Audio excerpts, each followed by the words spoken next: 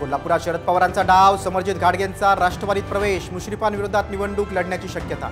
निवडणुकीत वस्तात ताकद दाखवणार असल्याची घाटगेंची प्रतिक्रिया.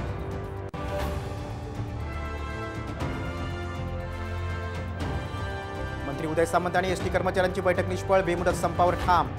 गणेशोत्सवाच्या तोंडावर राज्यभरातील बस सेवा विस्कळीत, प्रवाशांचे प्रचंड हाल.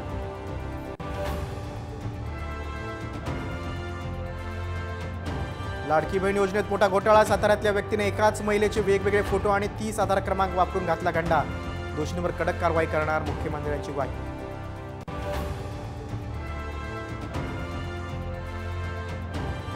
पुतळा कोसळल्याप्रकरणी शिल्पकार जयदीप आपटे विरोधात लुकआउट नोटीस, गेल्या 8 दिवसांपासून आपटे फरार.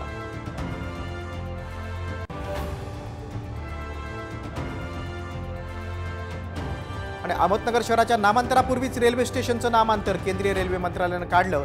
अहिल्यानगर रेल्वे स्टेशन नावाचं परिपत्रक.